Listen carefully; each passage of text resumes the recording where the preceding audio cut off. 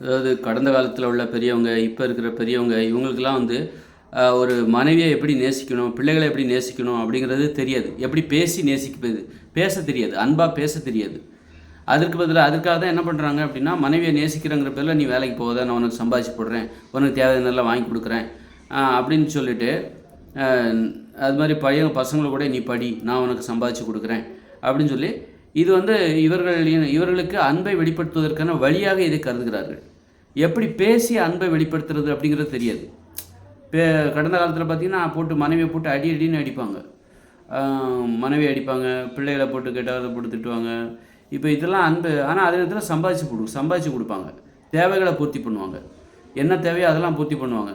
இதுதான் வந்து அன்பை, தேவைகளை பூர்த்தி பண்ணுறது தான் அன்பை வெளிப்படுத்துறதுக்கான வழின்னு அவங்க நம்பினாங்க. ஆனால் இப்போ இருக்கிற பசங்க என்ன பண்ணுறாங்க அப்படின்னா, அன்பாக பேச கற்றுக்கிட்டாங்க.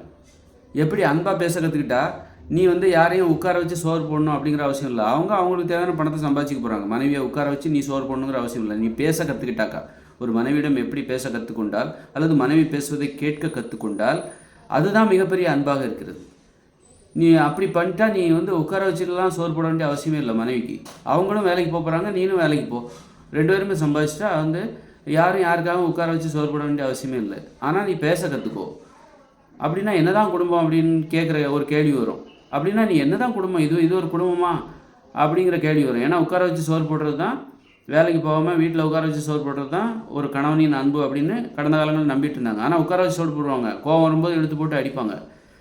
இதுதான் கடந்த காலம். அப்போ இன்றைக்கி உள்ள ஜென்ரேஷன் என்ன பண்ணுறாங்க அப்படின்னா, நல்லா பேச கற்றுக்கிட்டாங்க. ஒரு மனைவிக்கிட்ட எப்படி பேசணும், விட்டு கொடுத்து எப்படி பேசணும், கணவன்கிட்ட எப்படி பேசணும், அன்பாக பாசமாக எப்படி பேசணும் அப்படிங்கிறத இன்றைக்கி இருக்கிற தலைமுறையினர் கற்றுக்கொண்டார்கள். அதனால் உட்கார வச்சு சோறு போடணுங்கிற அவசியம் இல்லை. ஏன்னா உட்கார வச்சு சோறு போடுறதை விட மிக உயர்ந்த அன்பு பேசுவது தான்.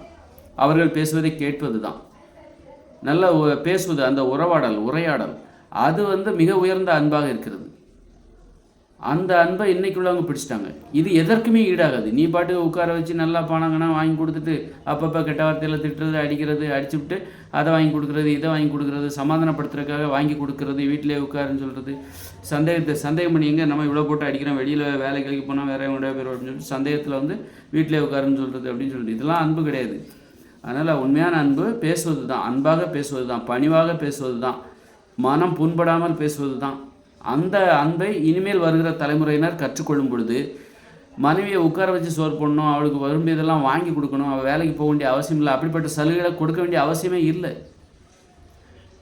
ஸோ இப்போது ஒரு மனைவிக்கிட்ட ஒரு ஆண் பணிவாக நடக்கணும்னாலே முதல்ல அவள் வந்து வியப்பாக தெரியணும். வெறுமனே பெண்ணாக பிறந்துட்டாலே வியந்து பார்த்துட மாட்டாங்க. அவளுக்கு திறமை இருக்கணும், சம்பாதிக்கிற திறமை இருக்கணும், சுயமாக சம்பாதிக்கிற திறமையும் சுயமரியாதையோடு வாழுகிற திறமையும் ஒரு பெண்ணுக்கு இருந்தால் தான் அந்த பெண்ணை ஒரு ஆண் வியந்து பார்ப்பான், அந்த பெண்ணிடம் பணிவாக நடந்து கொள்வான், அந்த பெண்ணிற்காக அந்த பெண்ணை நினைத்து பெருமையாக நினைப்பான்.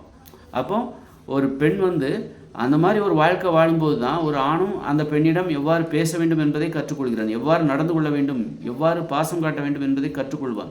சலுகைகளை கொடுப்பது வந்து அன்பு கிடையாது.